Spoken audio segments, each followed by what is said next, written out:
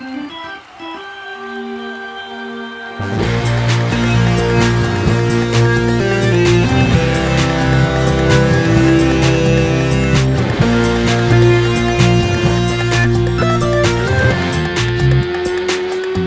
is up, ladies and gentlemen? Welcome back to the latest episode of Chatter from the Cheap Seats. My name is Jack Feldman. I'm here with my co-host, Sammy Morris Krimpstein. Yeah. We're going to have a fantastic episode for you guys today. Sammy, how you doing, my friend?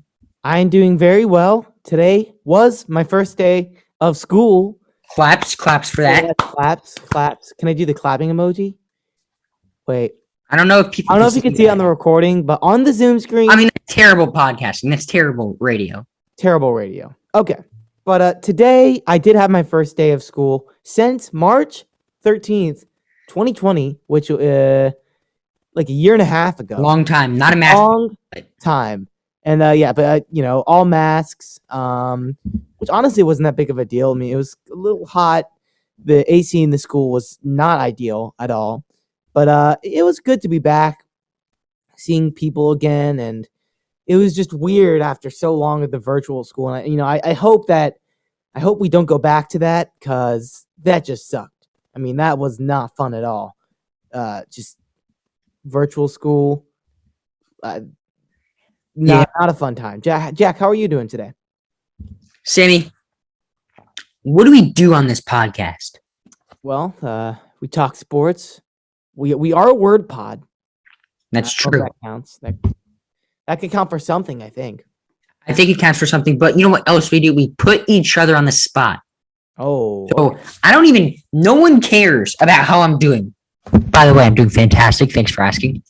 People care about putting each other on the spot. So I'm going to put you on the spot. Sammy, top 5 players in baseball right now, ordered, ranked, go. Oh, boy. Okay. Wow. And position players only.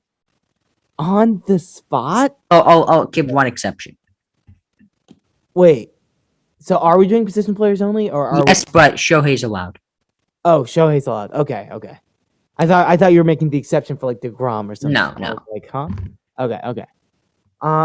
She just put me on the spot. I don't think that's very nice of you. Lord. Put each other on the spot. Oh, God. Do. All right, I got to think here. Do you want me to go first? I'm just going to go kind of gut. I might leave out some guys. That's fine. I might leave out some guys. I'm going to go 5. It might be easier to start from 1. Yeah, I think 1, I'm going to go... Tough. I'm going to go 1 Shohei. What? I'm going to go 1 Shohei. That is absurd, but okay. Right, if we're talking right now, what they're doing. Trout is the best player in baseball. Trout's not on the field right now. Sammy, you know what I mean. I don't mean this second. I mean like over the past, like Sammy. I'm saying what Shohei's doing this year. Trout was never had what he does. Never had a year that rivals that. No, but it's not in a lens. Like, we're not looking at this year alone. Like, we're looking over the past. If you're saying top 5 players in baseball right now. Right now, yes. But can you make Shohei the best player in baseball over one season when he hasn't really shown an ability to stay healthy over his career? In terms of what he's doing this year, I mean, he's stayed healthy for the most part this year. But he's doing this season is historic. Do you not need more of a track record from him? Sure, I mean, if we're talking about like in terms of their career, but right now, how they're playing right now, I gotta go him. I gotta go a historically great season, but can you name him the best player in baseball over one season? I mean, what he's doing. Mike Trout. What Mike Trout does is unbelievable. I think you're forgetting just how good Mike Trout is. I'm not forgetting how good Mike Trout is.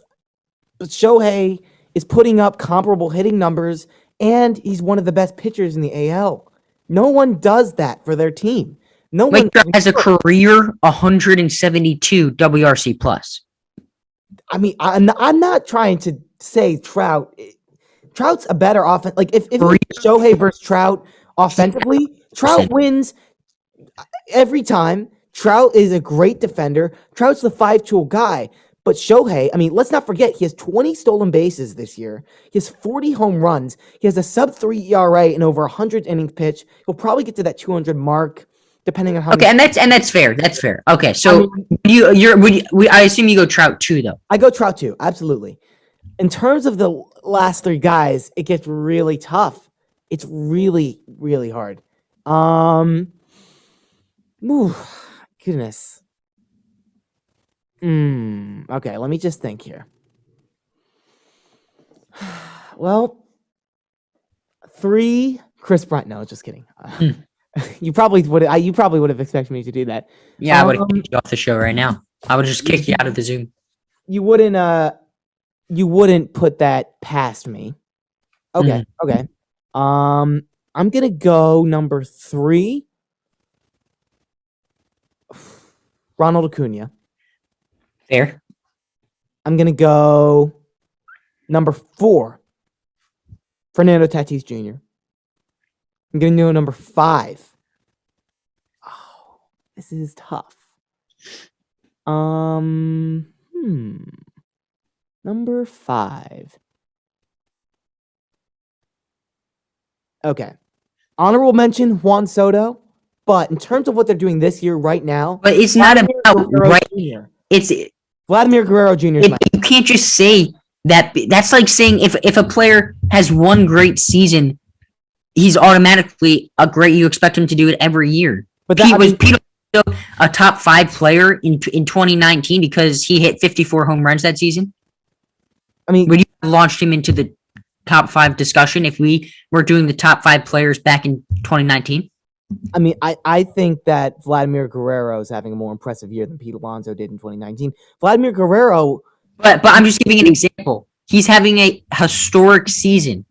But, yes, we're doing the top 5 players right now, but that doesn't mean that if a player's having a good season this year, you can just immediately launch him.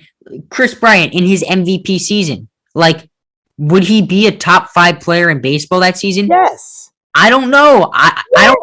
You like in that specific season, he was the NL MVP 5 player.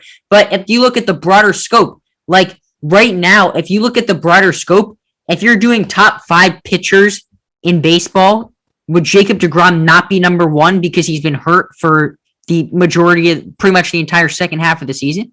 No, because I'm looking at what they've done this year when they're like when they've been healthy. When Trout's been healthy, when Mike Trout has been healthy this season, he has. I'm not saying Trout. I'm not saying Trout. I'm not against Trout here. I'm just saying what Shohei's doing right now is better than what Trout was doing before he got hurt. It is. But I'm saying like just so based off of one. Put me on the spot, man. I think I'm doing all right considering you put me on the spot. Is what Shohei doing right now better than what Trout has done? And when you take into account the consistency that Trout has had over like the past 10 seasons, you know what I'm saying? Yeah, but how much is that a factor if we're talking about best players right now? Who's playing the best? I think it makes a huge factor because Shohei Ohtani could. Would you be shocked, Sammy, if Shohei Ohtani had like a career-ending injury? I would not be shocked, but that wouldn't take away from what he did this year. That wouldn't take away from him being the best player in baseball in 2021. He was the best player in baseball. 2021. If you look back at the 2021 era of baseball 5 years from now, if Shohei never had a great season after this year, you cannot tell me that he was a top 5 player in baseball. I mean, because if he's doing it this year, that's all that matters. Okay, that's all that matters. Okay, I mean, okay. So you went Vladdy. What number did you put Vladdy at? I put Vladdy at 5, but it's tough. I mean, you put me on the spot. I have to look deep. No, what you just did was very tough. I think Vladdy, though, you could definitely make the argument for him to be in the top 5. I mean, the year he's having, if it weren't for Shohei, I personally downright. If it weren't for Shohei, although let me tell you something, Aaron Judge could sneaky pass Vladdy in a lot of statistics. I'd have to take a closer look at that, but Vladdy's having quite the year. But yeah, Jack, you put me on the spot, man. That was tough. I like that. I applaud what you just did. All I'm saying, Vladdy's OPS 994, Aaron Judge 921. Vladdy's just a little bit better in everything right now, but a cold month and a month, things can change. Judge might be getting some third place MVP votes. That's all I'm saying. But obviously, Shohei is the unanimous MVP. But all right, I'm just going to rattle off my top 5 quickly. I'm going, and remember, I take consistency over the past couple seasons into account. Okay. It's not who's had different list, not the top 5 best years in baseball. It's the top 5 best players in baseball. I'm going Trout 1, Shohei Ohtani 2, Juan Soto 3, okay, Acuna 4, and I probably go Mookie Betts 5. Okay, Mookie's. Let's look at Mookie. He's the best right fielder in baseball defensively. He's been absolutely great defensively and offensively. He's not doing bad at all. I mean, I love Mookie Betts as much as the next guy, but when you look at what he's done offensively this year, been healthy. But when he has been healthy, he's been good. He's been really good. He's been really good. It's not better than Tatis. It's not better than Guerrero. And I guess we're interpreting this question differently because if we're talking about never mind. If we're talking about, I forgot. Rewind, back up the truck. I forgot Tatis. I just didn't factor him into account. No, Tatis should be. I would put Fernando Tatis Jr. 5. I would put him. Well, do you put him ahead of Acuna? I did. I think Acuna is better defensively. I think Acuna just because more consistent offensively from the shortstop position. And Acuna was 3 stolen bases away from a 40-40 season. I don't think people understand just how ridiculous that is. Oh, I think Acuna, as long as his health isn't an issue, which obviously it is, I think I would say he'd definitely have a 40-40 season if it weren't for the injury he had this year. And, I mean, when you look at Mookie Betts, though, I mean, if you talk about 2018 for Mookie Betts, that is like top player in baseball material right there. He was the second best player in baseball for a long time. I mean, he had a 640 slug. I mean, he basically dominated the American League. Sammy. Jack, you are lucky. You are lucky as a Yankees fan that the Red Sox traded Mookie Betts. Because if they extended him, which I know wasn't really in the conversation. That never would have happened. It never would have happened. But let's say in some world, they extended Mookie Betts. Imagine that team in that offense. I think it would be hands down the best in baseball just by adding Betts because it's been a down year compared to other years. But when you look at it, he's having a great year. 882 OPS, right? He's getting on base almost 40% of the time, higher than he got on base last year. So, I mean, he's still a dominant player, still a top 10 player, I think, in baseball. Because we've kind of interpreted it a little bit differently, both of our interpretations of this question, I think Mookie Betts is top 10. I would agree with that. We definitely did interpret a little bit differently. Sammy, we're getting right into the hot sports takes before we even really get warmed up. And boy, were there some hot storylines in baseball over the past couple of days. Sammy, your boy, Javier Baez, called out the fans. He said that New York Met fans have to be better.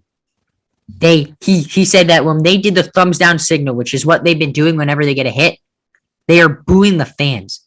Booing the fans. Sammy, I mean, you can't say that in New York. You just can't. He's the laughing stock of New York right now. He's getting ran out of town right now. He is being run out of town. I mean, I don't know how someone didn't tell him that this is something that has to stay within the clubhouse, because if it stays within the clubhouse, it's fine. That's fun. But to say that that is one of the stupidest things I've ever heard. Like, how could you do that? I mean, how could you think that is an okay thing to say? Not a smart move by Javier Baez, and I'm just saying, this trade is looking pretty lopsided right now, that trade deadline Baez trade. And, at the end of the day, Baez is who he is. He's a guy who will feed off of positive energy of the fans when he's playing well. That 2018 year, he was second in the NL in the MVP voting, and a lot of it was because of the great fans at Wrigley Field. Baez was hot. The Cubs fans were giving him that energy. He was feeding off of that, and got him even hotter, he fed off that energy. It was really important to him. And last year, 2020, no fans. That was really tough for him. He had his worst year of his career last year with no fans. He was the worst hitter in baseball. I don't think that was make an argument for that it. he had no fans. I think that a lot of it also had to do with the video room. I think there were a few factors, but I think no fans for Javi Baez is a big thing because, yes, the strikeouts are still high, but he's having a much better year offensively this year. Now, when you have fans, because I talked about when the fans are positive for him, when there are no fans, when they're negative, I think that has a really bad effect on him because I think he's a guy that lets these external things get to him.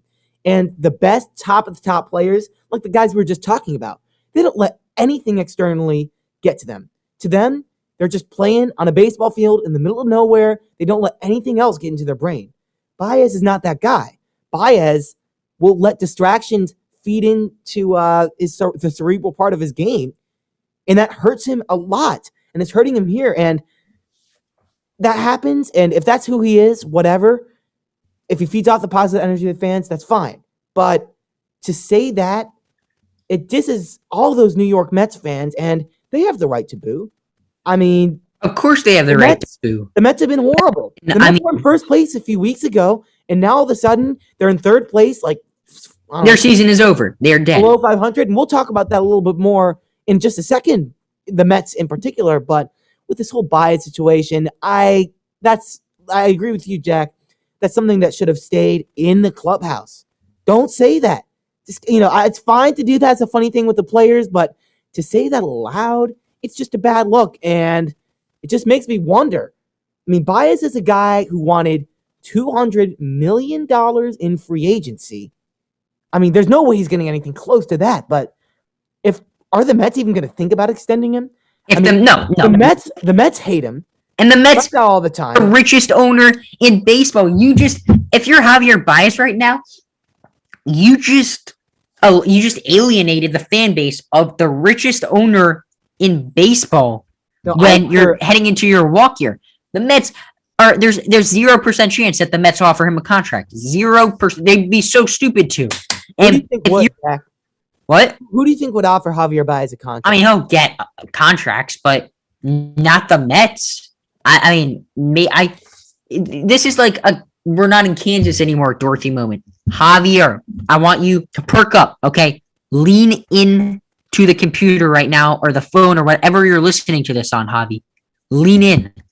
You're not in Chicago anymore. The fans in Chicago, Sam, you can attest to this, are generally more positive than the fans in New York. I would say generally positive. They don't really boo. Did the Cubs ever boo Chris Bryant? Chris Bryant, no. Baez, I think Baez got booed, but New York is different than. Did the Cubs ever boo Anthony Rizzo? No, there's no way they booed Anthony Rizzo. I don't think they did. Let me tell you something. There is no player in the history of sports that is more beloved to his organization than Derek Jeter was to the Yankees. No fan base loves their own player more than the New York Yankee fans love Derek Jeter. In 2004, Derek Jeter started off the season 0 for 30. He was booed relentlessly. Javi wasn't even booed bad. Like Javi really wasn't booed that hard. I mean, Jeter was booed relentlessly. And when asked about it, he said, yeah, I would be booing myself too. Giancarlo Stanton has been booed. He was booed after he had a home run and double in his first game ever as a Yankee. They come back to the first game played at Yankee Stadium. The fourth game of the season, he strikes out 4 times, booed. After 4 games where he was playing well. He has been booed viciously his entire career, unnecessarily, unfair. He's never once said a word about being booed. And this is on the Mets because the Mets had to do their due diligence when they were trading away a former first-round draft pick to get this guy. Is he right for New York? This is things that the competent franchises in New York look to. The Yankees, when acquiring a player, can he play in New York? The Nets, when acquiring a player, can he play in New York? The Rangers, the competent franchises, the Giants, haven't been as competent as of late. I wouldn't call the Giants a competent franchise at this They point. won a Super Bowl in the 2010 decade. Not too long ago. Not the past, No, definitely Since then, not the past 5 or 6 years, but 10 years ago, they were a competent franchise. When they had Eli, they were a competent franchise. The Mets are just, you thought it would change with the new owner, but from Jared Porter to the fight in the dugout to having a fake hitting coach to, I don't even know what the hell that was, to Pete Alonso's comments to now this, they're having just as many problems under Steve Cohen as they ever did with the Wilpons. And it is a disgrace that the Mets traded for Javi Baez. And it also is a disgrace what Javier Baez said. And some of this has to fall under Lindor also. Because Lindor is a leader on this team. And he has to let Javi Baez know that this has to stay in-house. That's all I have to say. I think that's all that needs to be said about that. Now, with the Mets in particular, these guys have fallen back to 8.5 games back in the NL East. I wrote that yesterday, so it's probably 9-10 games now. Jack, what's going wrong here with the Mets? What do you think, just baseball on the field, is happening here with this team? Because, and I'll give my input after you go, but just a few months ago, they were pretty comfortable in first place. All of the other teams in the NL East were below 500 at a point. Now they're the ones looking up at the Phillies and, of course, the Braves, who have some room in first place. Jack, what went wrong here with the Mets? What is happening?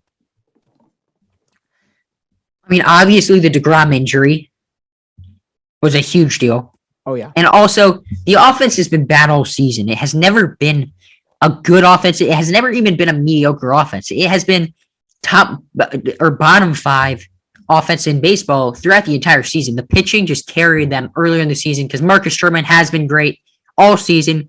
Tylan Walker in the first half was unbelievable. DeGrom, obviously, unseen numbers, ungodly numbers. He was a god in the first half. So, it's just reality is catching up to them from the offensive side of the, I was going to say ball, but I guess that doesn't really make sense. The plate, maybe, I don't know. Yeah. You know what I mean. Take it away, Sammy. Yeah, and I actually found some stats. So DeGrom's last outing was July 7th. That's when he got taken out. He was hurt. Up to that point, the New York Mets were first in starter ERA, 2.96. That starting rotation was right up there, was above some of the best rotations in baseball. They were cruising a lot thanks to DeGrom, and he had a really good supporting cast with Stroman and Walker. But after July 7th, after he got hurt, since then, they have been 21st in ERA, 4.90. And in that stretch of games, they have only won 18. They have lost 30. And the Mets fans had a little bit of hope, despite these numbers, because good old Carlos Carrasco never have hope. They are so negative. Well, maybe a little bit, but Carlos Carrasco was coming back, possibly giving them a little hope, but he's not been able to find his footing at all. He's only had 23 innings of work so far. He has a 6.94 ERA. He has not been helping their case at all with this starting rotation that has not been good at all, and that starting rotation was the only reason that team was good. The bullpen was shaky. Diaz has good numbers, but I feel like he's always blown leads. Jack, you mentioned it. The offense, it's never been good. It's never really been that competent. Jeff McNeil, for whatever reason, can't hit. 49 days. A lot of players that have performed under their baseball cards, which is bizarre. JD Davis has been solid, but he's striking out over 30% of the time. Baez is striking out a ton, as always. Dom Smith has a 32 WRC plus since the trade deadline. 70% below average. Dom Smith? Really? This is not the Mets team that we were looking at the beginning of the year. These guys are not playing like they were supposed to play, right?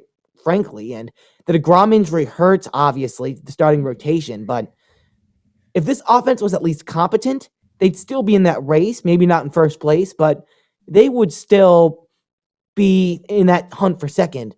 I think they're completely out of the playoffs now. I think there's no question about that. And it's really just they messed up. They messed up in a lot of areas. Just didn't work out here for the Mets. I feel bad for Mets fans. That's all I'm going to say. But let's go to the Bronx where we're in the Queens. Let's go. I think it's down south, right? A little bit south, down to the Bronx. And Jack, it did get snapped, but the Yankees won 13 consecutive games. That is pretty cool. That's a lot of games. It's Jack, a lot of games. We were talking about what was going wrong with the Mets. What was going right with the Yankees? Because there was that 2-week stretch where they just couldn't lose. I feel like the Yankees game was on TV, and I was like, they're going to win. It doesn't matter. They're going to win. So what's going right here for the Yankees? Oh, everything that could possibly go right is going right. Kluber's back tonight, baby. Let's go. Yeah. The offense has been mashing. Giancarlo Stanton. Oh my. Giancarlo Stanton is so freaking hot right now, and Aaron Judge is just as hot as Stanton is. Luke Voigt is mashing balls, and they're doing it with the big guns. Joey Gallo, 3-run homer the other night. Aaron Judge, Giancarlo Stanton, Luke Voigt. They're doing it with the guys that are supposed to be getting it done.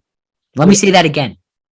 They're doing it with the guys that are supposed to be getting it done. If you win a baseball game and your 9-hitter hits a homer, feels good, right? Yeah. It feels a hell of a lot better when the player that you're paying $20-something million hits that same homer, right? You feel justified. And that's always been the case with the Yankees, right? It's always been had these guys with big money. They've had the superstars, but it's either they're not performing up to standards or they're hurt. So you feel like you're paying all this money, but you're not getting your money's worth. I feel like now... And it's not just about the money. Like, Luke Voigt makes basically nothing, but he's a guy that you count on in October. You want the guys that you're going to lean on to be the ones getting it done. And that's been happening on every facet of the game on both the offensive side and the defensive side. Well, Jack, and I want to talk about this Yankees bullpen because I feel like I've been watching a lot of baseball shows. Obviously, that's what I do. People aren't talking about this enough. Team stats since the trade deadline. Bullpen ERA, 2.14, Jack. 2.14 bullpen ERA since the trade deadline. That is first in baseball. No one has a better bullpen ERA than the Yankees since the trade deadline. And they have some dudes in this bullpen that I would count on in October. Aroldis Chapman, he's obviously had his issues, but when you look at his October stats, they're not even that bad. And he's having another incredible year, and he's Aroldis Chapman. He's Aroldis Chapman. How about Jonathan Loizica? I always struggle with that. Loizica. Or Lasagna. You could. That's his nickname. You can Jonathan call him Lasagna. That's a much easier. Johnny Lasagna. I mean, is this guy a beast, Jack? I mean, yeah, I think he is the best reliever in baseball. I honestly think he's the best reliever in baseball. I think without a doubt, you got to put him into the top 3 right now. I mean, he has a 98-mile-an-hour sinker. Can't hit that. He is very tops out at 101. He tops out like 101 with his 4-seamer. I mean, he is with his sinker. He doesn't throw a 4-seamer. I thought I was looking on Baseball Savant. I think he throws that 4-seamer a bit. No, he doesn't really throw it anymore. He throws a 2-seam sinker. Well, okay. Loizica, or otherwise known as Lasagna, is a beast. That's all that we need to know about him. You can count on him 100%. Chad Green, this man doesn't really walk people anymore. He hasn't been doing a lot of that, as I've been looking at the stats. And Jack, I'm sure you like Wandy Peralta, huh? I mean, that's been a pretty good pickup. He's been really good. He has. He's gotten acquired. Clay Holmes is. I mean, Zach Britton just announced that he's going on the 60-day IL. Clay Holmes can step in and be the next Zach Britton. Clay Holmes is unbelievable. Yeah, and then this rotation has been not the best rotation you've ever seen, but a lot of guys. Yeah, but Sam, it has. That's the thing. They've been a top 5 rotation in baseball this year. They've been They have a top 5 ERA in baseball. The starters. Since the trade deadline, I will give you this: 3rd in starting pitching ERA, and offensively, what are they the entire season? I bet they're like at least 6 or 7, if not top 5. I don't have that in front of me, Jack. I mean, I'm sorry. I usually have all these numbers. Their rotation right now, it's pretty Jamison Tyone, it's been unbelievable. That's huge. That's a big factor. I mean, because you have these guys that have been getting the job done since the trade deadline. He's been good. Garrett Hole. Without Kluber. Did I just say Garrett Hole? You think I heard Cole. I said Hole. I apologize. Garrett Hole. That's if he was a golfer. That's true. Garrett Hole. That's a good joke. That's like I think Jack, should I go to the stand-up club? I don't know where there is one, but Sammy, you should go to the stand-up club. Let's move on, Sammy. We're spending too much time on the Yanks. Let's move on, Sammy, to the NL and AL current playoff teams. So we have the current playoff teams right now, and we're going to rank them in order of each team from least to greatest or greatest to least. I don't know which. We'll figure it out because that's what we do on the show. We're spontaneous. And we're going to see who is the best chance of winning a World Series. Yeah, so we're taking the 10 teams, right? And then we're just ranking them. 10 teams that are in the playoffs right now. So this could possibly change.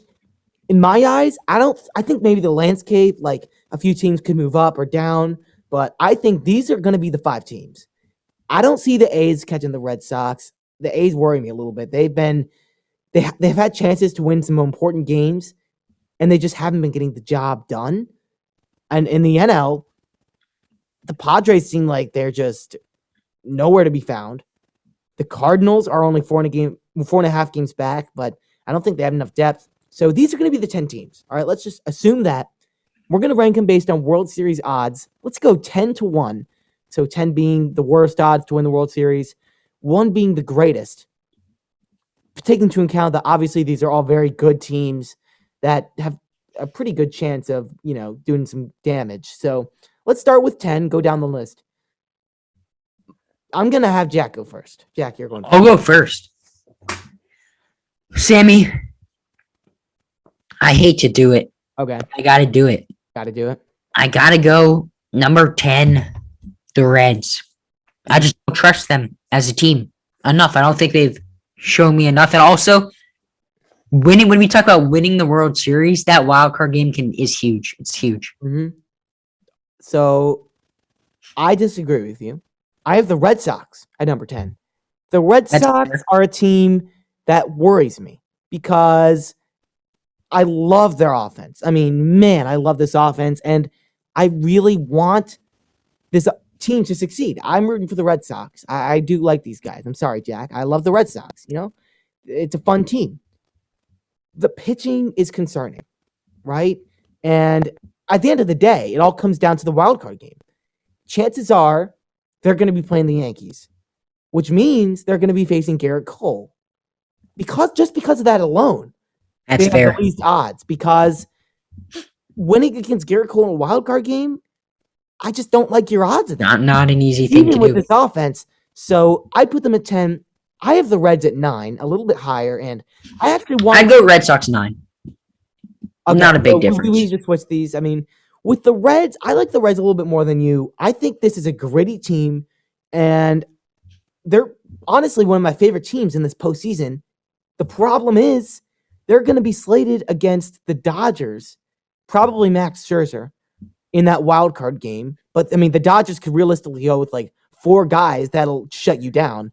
So, I think if the Reds can somehow pull off something in that wild card game, which is one game, right? You can catch Scherzer on an off night. Who knows? Which doesn't happen much, obviously. But if the Reds somehow win that wild card game, I think they're a team that could definitely make a run and get to the World Series. I like this team. They're underrated across the board. Michael Givens, since they added him at the trade deadline, has bolstered the weak part of that team in the bullpen. The rotation has been surprisingly consistent, and they have some boppers in that lineup, man. I mean, Castellanos, Winker, Votto. They do. They're really good. I think it's just... All these teams are really good.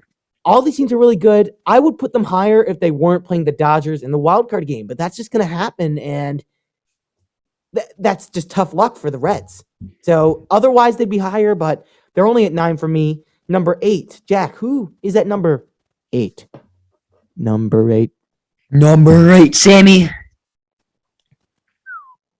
I don't want to do it. I really don't want to do it, but I think I have to do it. All right. Think of the Braves. Oh, okay. I just think that they benefited off the bad division a lot. And yes, any team can win it, but I will tell you, I don't think any of the teams I've listed so far have any chance of winning the World Series. I would be shocked if any of these teams were in the World Series. Oh, okay. So agree with you. this I is think kind the of my Red Sox, cutoff between contenders and teams that squeaked by. Red Sox, I'd be shocked.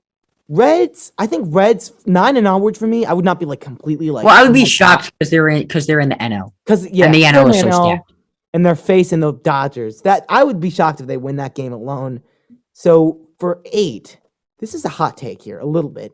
I'm going with the Rays, the best team in the AL record wise, and Wow.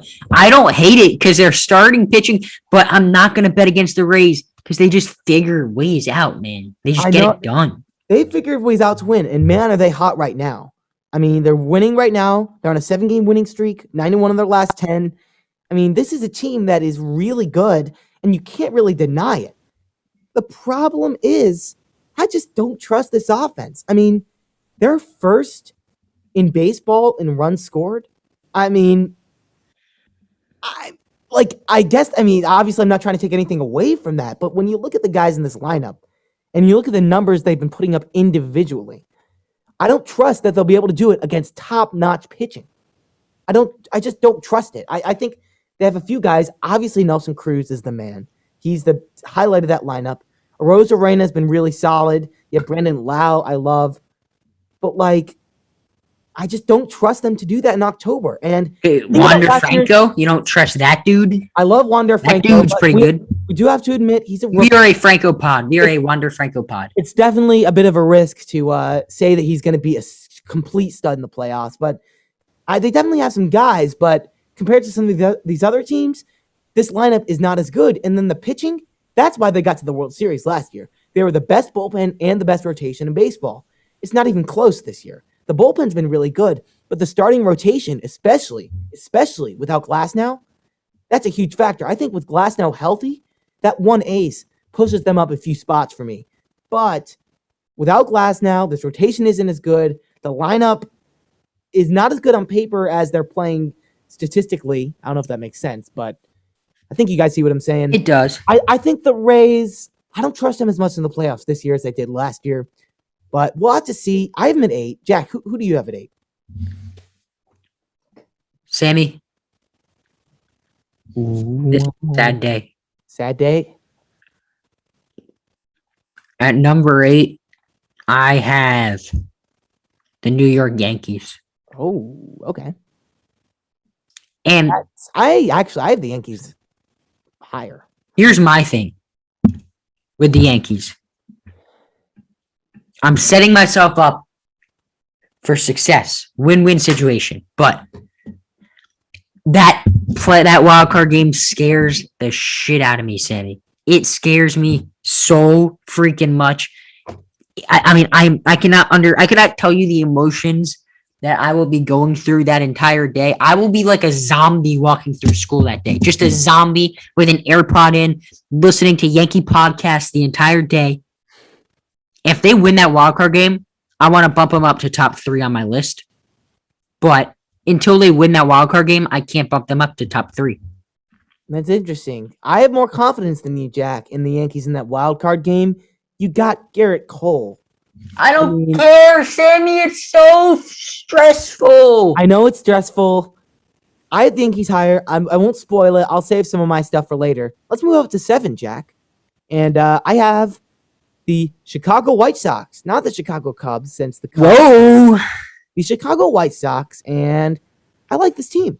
I do like this team, not as much as I thought I was going to like them this year. That's the thing. I was down on them. I was wrong. You were like, I like the White Sox, but not quite as much as I thought I was going to. What I think maybe could push them up a little bit for me, they're getting a lot of guys back. Robert was hurt for a while. He's back, and he's playing phenomenal. Best I've seen him play really at the big league level. He's been really, really good. They got Jimenez back recently. I think Grandal just came back from injury. That's huge for them. They've been very hurt all year, but I don't know. The pitching scares me a little bit. And I've defended this rotation, and I still will. It's a very good rotation. But in terms of the playoffs, it's guys that haven't really been there before. And like Lucas Giolito, right? Lance Lynn's been there before. Lance Lynn, I trust. He's their ace. But outside of that, it's a lot of younger, unproven guys, at least in the playoffs. last year. Shane Bieber, right? He was playing against the Yankees, and everyone thought he was going to be It's a fun game, incredible. man. And that was a good he time. wasn't really that great. Shane Bieber wasn't really that great in the playoffs because he hadn't been there before. He was lights out all year in the regular season, but because it was kind of that first time in the playoffs, he struggled. And I think that effect might happen with the White Sox. Another thing, they've been coasting in that division. They have been coasting. They haven't had a lot to play for. And when you don't have that intensity down to the wire, like I think teams that are in a really tight race all the way down to the end of September, that helps you because you're in that playoff mindset. You've been there for months. The White Sox, though, they've been up there for all year, really. I mean, there's been no competition in the AL Central whatsoever. So mentally, I don't know if they're in that playoff win mode because not every game right now is a must-win game. They could lose 6-7 games straight, and they would be completely fine. They'd be fine. No one would care. They'd be in the same exact spot they are now. So I think because of the coasting and because of some of the youth in the starting rotation, I'm not loving it. What I do like, the bullpen, very good. The offense, got guys coming back from the injuries. Jack, who do you have at 7? Sammy, my 7th place team. We're going to agree. White Sox. I'm going White Sox too for everything you just said. So skip the chatter. Gonna move on to I'll my do 6 here. Team. I've talked a lot. You do 6 and then I'll talk. I'll do 6 here. I'll do 6. Sammy, is it time to shock the world? Shock the world, baby. Is it time? I think it's time. No, I'm kidding. I'm not going to shock the world. I'm going to put the Dodgers. That's shocking the world. Wow. Actually, you know what? I'm going to switch the Dodgers and White Sox. I give the White Sox better odds than the Dodgers. I disagree with you on a level. Well, here's my thing. The Dodgers are number 1 if they win the wild card game. They're number 1. But they can get knocked off, man. You don't want to be in that game. Which is why I just outthought myself, and I'm actually not doing the Dodgers here. I will go Giants, not the Dodgers, because I do believe the Dodgers will catch the Giants in the division. So I think the Giants will be playing in this wild card game. So I'm putting the Giants here. Yeah, so I also kind of had that belief and that assumption. I think the Dodgers are going to catch the Giants, but even if they don't, I think I have the Giants at 6. And really, even in the wild card game, I trust the Dodgers. You got so many guys you can count on pitching. It's tough. Like, let's say Scherzer's not on his game. 3 spot in the first inning. Well, guess what? It's a wild card. Put in Walker Buehler, man. Put in Walker Buehler. And then one of those guys is going to be on, and the offense is good enough, they'll be able to catch up from behind. Like, the Dodgers is a team I just do not want to play in a wild card game. Like, any game, matter of fact. Any game. I don't want to play the Dodgers. Hell no. Like, the Dodgers are just ridiculously good, but I have them higher up. But right now, it's time to talk about the Giants. They are my 6th team. They are the best team in baseball. I can't take that away from them. They've been incredible this year. Similar to the Rays a little bit, I don't know if I trust in the postseason. Especially with this pitch. But they have guys that have been there before. They have guys that Brandon Crawford, Buster Posey, Brandon Belt. The offense, I don't doubt. The offense, when you've looked at it, they've been probably top 3 offensive team in baseball. They've been surprisingly good. The pitching hasn't been as good lately. Logan Webb has been phenomenal as of late. But some of the other guys, they've been all right, but they haven't been like the lockdown stuff that you need. And I think they need more, especially with this bullpen. This bullpen is not as good as people give it credit for being, in my eyes. You don't have enough guys you can just call in there to shut down games. Some of these other teams have that, which is why I have the Giants at 6. Not to mention, yes, you have a lot of guys who've been here before, but it's been a while. I think some of these new bloods, relatively new bloods, will have a little more of an advantage here. But yeah, I think the Giants, they're a great team. I would not be shocked at all to see them in the World Series. But I think the 5 teams I have above them are just better. I think they have better odds. 5. I'll go first. I have the Braves. I like the Braves. The Braves are really good, Jack. They've been surprisingly good as of late because it's tempting to look at records over the course of a season and say that's what a team is. But sometimes you got to look at it in increments. I'm like, if you're looking at second half, the Braves were in a pretty deep hole near the trade deadline, all-star break sort of area. They've dug themselves out. They've been one of the best teams in baseball in a lot of regards since that kind of July, mid-July, late July sort of time period. I mean, they have some guys hitting, and even without Acuna, obviously Acuna is. Can you imagine if they had Acuna? If they had Acuna, they'd be even higher, I think. But they have a lot of guys that are straight up mashing right now. How about Austin Riley having a career year? I count on him in the playoffs. Hot boy. Freddie Freeman, last year's MVP. He's Freddie Freeman. He's going to get you numbers in the playoffs. Count on him. Ozzie Albies, one of the best second basemen in baseball. Love that guy. And these outfielders, they've done a really good job. When they saw Acuna went down, they got 3 guys at the trade deadline to kind of make up for that. And they've been really solid, especially as of late. Jock Peterson has been playing a lot better. Got him from the Cubs. Jorge Soler has had a few home runs this week. He's playing very well. Adam Duvall, underrated guy in this game. Very good. So, in the pitching too. Jack, don't you like this Braves pitching staff, right? You got, oh yeah, you have some serious guys. Max Fried has been pitching really well. Charlie Morton has been pitching really well. Anderson has been consistent all year. And this bullpen has been a lot better as of late. You have guys that have been there, done that with this bullpen.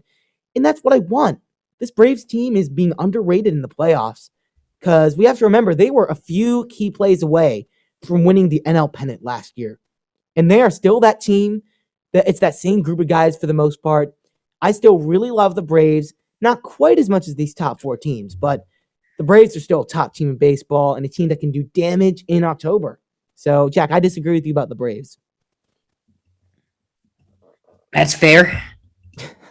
All right, how about 5 for you?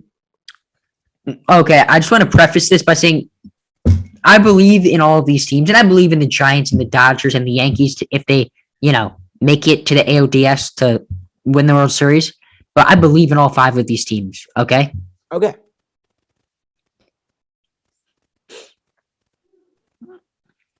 I'm gonna go Brewers. Okay. No, I'm going Rays. Yeah, their pitching scares me, their pitching doesn't scare me, but they're gonna do whatever it is, in fact, that the Rays do, and they're gonna be. I mean, Luis Patino has like a 4.5 ERA every time I watch him pitch. Six innings shutty. It's unbelievable. They're so like. What the Rays do should be illegal. I don't like it. It's witchcraft, but yeah, it's like you look at the stats and it's like how, like it's really weird with the Rays. Like they just find ways to win.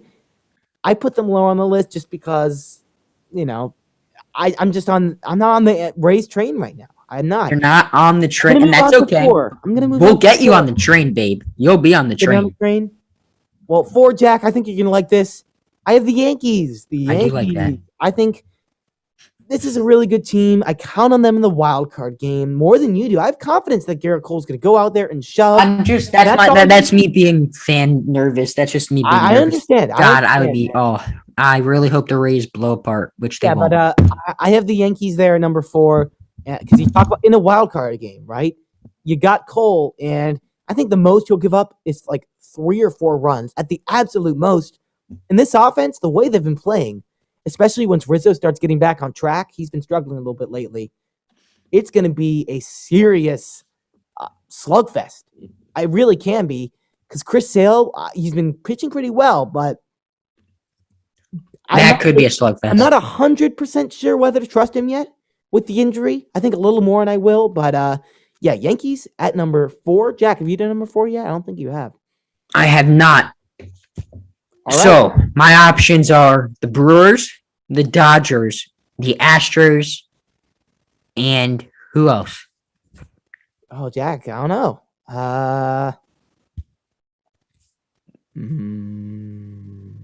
You did the Rays, Braves? No. No. I've done the Yankees. I've done the Red Sox. I've done the I haven't done the Astros. I just did the Rays. White Sox, Giants. You did. I think I already did number 4. I think. Okay. Okay. I think this is number 4. I think I already did. Or no, I think this is okay. Anyway, it's the Brewers. That lineup isn't that scary. Now, keep in mention it's good, but man, Woodruff, Burns, Peralta, that is unbelievable. That triple-headed monster. You don't want to face any of those guys. Corbin Burns is a top 3 pitcher in baseball. I think you can make an Might argument. be better than Cole. You can make an argument that right now the top 3 pitchers in baseball are all Brewers starters, at least. Like I think. No, you can't. I think like in terms of what they're doing right now, I think like there's an argument to be had. Like I don't think that's the case, but like you can make an argument that the top 3 pitchers are Burns, Woodruff, and Peralta. Yeah, kind of crazy. I mean, yeah, I actually agree with you here. Brewers at 3. Brewers are crazy good. I mean, with this pitching. pitching in October. The offense worries me a little bit, but this pitching is like the best in baseball, and it's not even a question. The rotation, you have those top 3 guys, but even the bottom 2 guys, you got like Brett Anderson. Trying to think. I'd have to look at it, but I was looking at their stats earlier. You have guys like 3s, 4s ERAs. That's really good at the bottom of your rotation. This offense isn't great, but if you can shut teams down, this bullpen's also great. Oh my God. Williams, Hader, Brad Boxberger's been a beast. So Brewers, I count on them to do damage in October with this pitching staff alone because you have enough boppers in that lineup to get the job done. Yelich, he can bop a few home runs. How about Eduardo Escobar? He can do the job, right? Avisail Garcia, Omar Narvaez. You have some underrated guys in that lineup. I don't know, but you compare them to like Trey Turner, Max Muncy, Mookie Betts, you know? I don't think that's the Dodgers are a different breed almost. Yeah. But in terms of what the pitching, I think the only way the Dodgers don't make the World Series is if they get knocked off in the wild card game. Oh yeah, and I think if they get knocked off in the wild card game, I would not be shocked at all if the Reds made it to the World Series. Like I would. Oh, Sammy, that okay. That take burned me a little bit. That's too hot. That's hot. You know what? Like when the Reds make it to the World Series after knocking off the Dodgers, I'll be laughing. All right, I'll be laughing. Okay, we'll see. Sammy, all right. What's my number going in our minds? Team. Number two. I mean, I'm going the Astros, man. This team is a sleeping giant right now. They have guys that have been in October for a long time. Recently, they have experience. They have pitching. Framber's going to shove. Oh, yeah. Altuve. Correa. I mean, I absolutely love the Astros. And then I'm just going to go Dodgers 1. Sammy, I'm going to let you wax poetic about the Dodgers because I know how much you love them. They're your favorite team. I wish the Dodgers were my favorite team. Yeah, no. I mean, I agree there. You don't want things to be handed to you. 1 Dodgers, and I mean, the Astros have the best lineup in baseball. The Dodgers are good. The Red Sox are good. The Reds are pretty good. The Astros are just far and above everybody else. I mean, everyone in their lineup has like an 8-something OPS, except for Martin Maldonado. But like, he's your catcher. It's okay. I don't really who cares? Alex Bregman came back from injury recently. He's going to be a stud in the playoffs. You know what he can do. You have Gurriel, Alvarez, Correa, Kyle Tucker, underrated guy. I love Kyle Tucker. He's my dude. And you have some guys off the bench that can also really do damage. Chas McCormick, I really like. Jason Castro, a nice little veteran catcher. It's always good to have depth at that catcher position. That's super important in a postseason run. The 2016 Cubs had 3 catchers on the postseason roster. Very important. And very good pitching as well. Underrated. I mean, you got some dudes. Again, Zach Greinke, Luis Garcia, AL Rookie of the Year. Yeah, I think so. Framber Valdez, really He's up there. Christian Javier, great reliever. You have Jose Urquidy, great reliever. Ryan Stanek, and of course, Ryan Presley. Best reliever, not best reliever in baseball, but he's up there. He's like top 5 this year. Ryan Presley has been dominant. 1.87 ERA. That is exactly what you want. Number 1, though, is the Dodgers. They're just a little bit more well-rounded. Not as good offensively, but when you look at the bullpen and you look at the starting rotation, you can't compete if you're the Astros. You just can't. No one can really compete with the starting rotation except for the Brewers. Scherzer, Bueller. I mean, imagine if Bauer wasn't psycho. I mean, Jesus. It's pretty crazy. Yeah. But bullpen also very good. I like Blake Trinan. Great stuff. Kenley Jansen, I still trust in the postseason. I don't know about you, Jack, but I like Kenley Jansen. Throwing some of those nice little cutters. Still throws that. We'll see. But that is our top 10. And, Jack, let's just quickly do position player of the week here. We're going to go super fast here.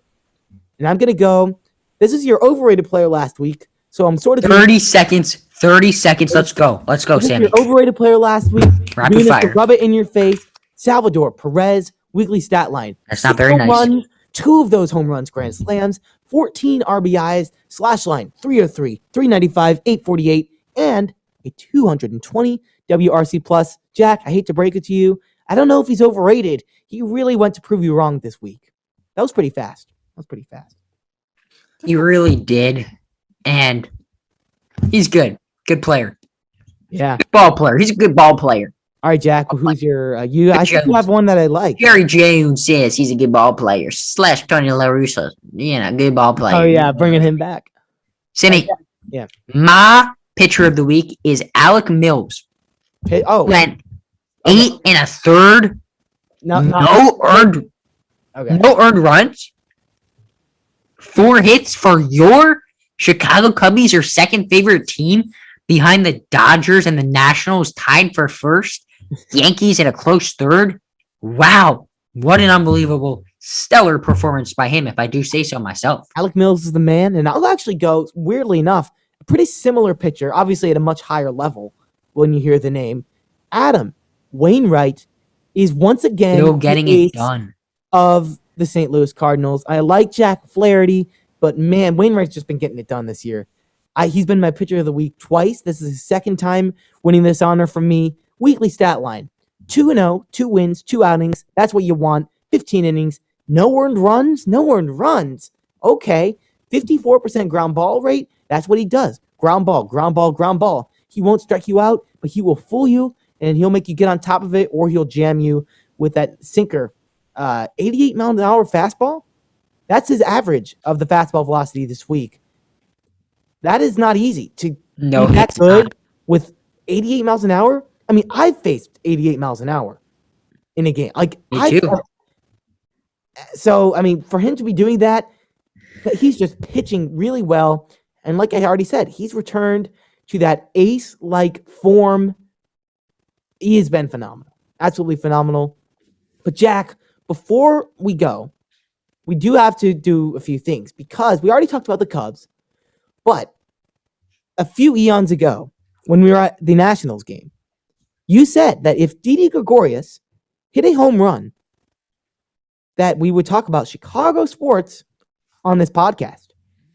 And the first pitch, Didi Gregorius, you can watch our vlog. You should watch our vlog, actually. Pause this, watch our vlog at Nats Park. But Didi Gregorius hit a moonshot into right field.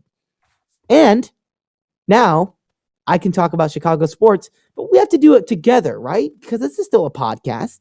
Sammy, I'm just going to leave. I'll be right back. Jack's leaving. Well, okay. If you are listening on Spotify, Jack is gone. He's left. Yep, here he is. Uh-oh. He's returned. There is his nose and his face. Oh, God, his mouth. What is going on? I was trying to eat the audience. I don't know how it looked. Probably not great. I'm not gonna lie. Probably not great. We might want to cut that part out, my friend. But yes. So maybe we just censor it so the audience don't get scarred for life. We're gonna talk some Chicago sports. Me and you, Jack. So you want to talk Bears first or Bulls first? Because we've not talked about the Bears or the Bulls. Who is this Jack you speak of? It is. My name is Chris. Chris. I'm Chris the Cubs fan.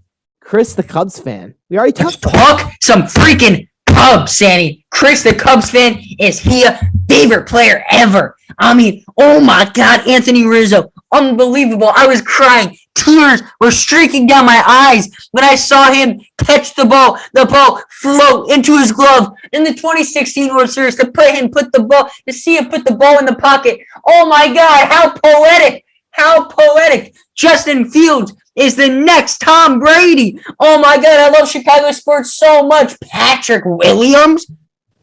Yeah. I mean, robbed a Rookie of the Year last year. LaMelo Ball, who? Zach LaVine, best player in the NBA? Yes. No. Let's talk some freaking Chicago sports. Chris the Cubs fan is ready. Chris the Cubs fan. I'm locked in. I had to get into my transition mode. We talked a little bit of Cubs, but if you're willing to talk some Cubs, I am willing to talk. I'm always willing to talk some Cubs, Jack. I'm Chris the Cubs fan, man. All right. Chris the Cubs fan. So the Cubs have been bad. There's no way around it. It kind of sucks that we have to talk about Chicago sports on this note. Alec Mills had a great outing the other day. We already talked about it. Alec Mills was amazing. 8.2 innings, 4 hits, no runs. He was great. The thing is, we're just getting blown out like every day. Jack, I have to say, or Chris the Cubs fan, excuse me. The other day, we were up 6-0 after the top of the first inning against our crosstown rival, the Chicago White Sox. I felt so good. I was watching the game. I was like, you know what? We're finally going to win a game comfortably. That is a hard word. We're finally going to have a comfortable win. I was very happy with that. But bottom of the third inning, we're already down. And the most hilarious thing is that Andrew Romine, the shortstop, we would have gotten out of the inning if he didn't drop a routine fly ball. Routine little pop-up, just a little flare. I could have caught it. Jack, your Chris the Cubs fan could have caught it. I think my dog, I don't have a dog, but if I had a dog. What are you talking about? You don't have a dog. My dog would have caught it. But you don't have a dog. There's no dog. Your dog. Spike. I don't think Spike would have run away. I think he would have been scared of the ball. Spike would have caught that fly ball. Andrew Romine would have taken a nap.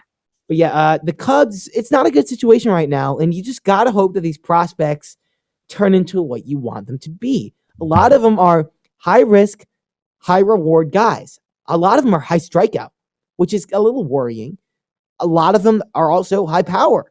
The same guys that are high strikeout, so it's like win-lose sort of thing. I mean, Brennan Davis, our guy, Chatter from the Cheap Seats alum, is the dude. He's going to be a stud.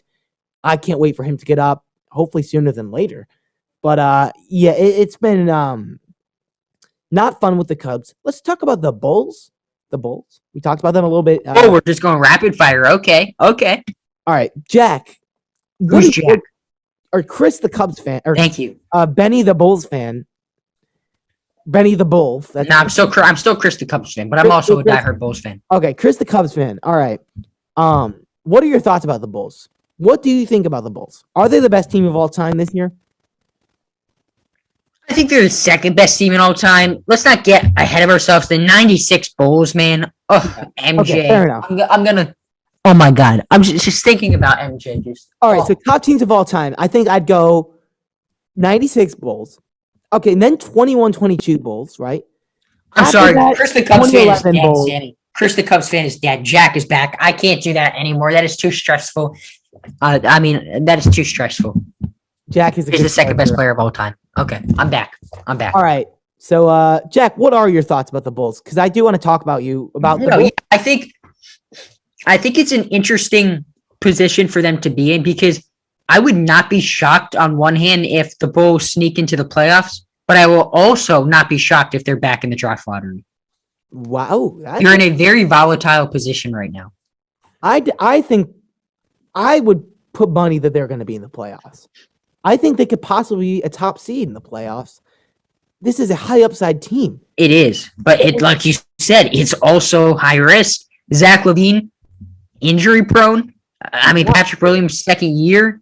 Vucevic, you know what I mean? I think with Patrick Williams, the only direction is up. He had a great year last year, great defensively, but offensively, he just didn't really get the ball that much. And Yeah, he's a probably role. won't get it too much, but I think we'll see his numbers go up. He had a great summer league. Patrick Williams, Patrick Williams from FSU. He's a stud. Oh, yeah, I do. He's such an athletic guy, and he's only like 20 years old. That's the thing. I mean, the Bulls are in a very good position in my eyes because they're in a win now position because you have some studs. You got Zach LaVine, but around him, you get Vucevic, one of the most underrated bigs in the league. People don't talk about Vucevic nearly enough. Lonzo Ball, perfect fit to go along with Zach LaVine, and another scorer in DeMar DeRozan. They're looking at adding Paul Millsap to the bench, which would be a great veteran addition. But they're in that win-now position in that regard, but they also have a lot of good, young, high-upside pieces. Patrick Williams, athletic monster. Io Donson, I hate that name. Io from Illinois, that's what I'm going to say. Io Donsonamu. It's a tough name for me. But That is a tough name. yeah, I can't say I mean, we all saw what he did at Illinois. He was the leader of that team. He was huge. I'm really glad the Bulls drafted him, another hometown Chicago kid. They have Devon Dotson from Kansas from a few years back. They have some Euro guys that are going to be coming down in the next few years. They have a lot of really good young pieces, but they can stay competitive because they have these win-now studs that they just got this offseason. Zach LaVine, though, seriously, I think if he has another good year, I think it's not out of the question to call him a top 10 player in the NBA. He's so good. He's seriously a superstar. People don't call him a superstar yet. I think they should. He can really do it all. But let's get to the Bears. Bears talk. Got to do it. The Bears. Preseason. It went well. Bears, I think you saw what you wanted from Justin Fields. My complaint is how Matt Nagy used him in week 3. Really? Can you fill me in? Because I'm not aware of this. Yeah, so Usage. really, I mean, I have to look. He did not get that much action in week 3, and that was the only start he got, the only first-team reps he got, which was good to see. But here, let me game log. Yeah, so August 28th at Tennessee, he only had 10 pass attempts. The Bears, for some reason, were running it, and I think what happened was Nagy has to defend Dalton for week 1 because it kind of seems like Fields should be the starter. He's outplayed Dalton without a doubt, without a shadow of a doubt, with pretty bad play calling also. But I think they were reserved in what they wanted him to do the other day at Tennessee in that last preseason game. Because if Justin Fields goes out in the first half and goes for like 150 yards, throws a few touchdowns, it kind of looks indefensible to not start him week 1. So that was really Nagy just covering his trail. But at the end of the day, I'm excited for Justin Fields. I think he'll be starting by week 4.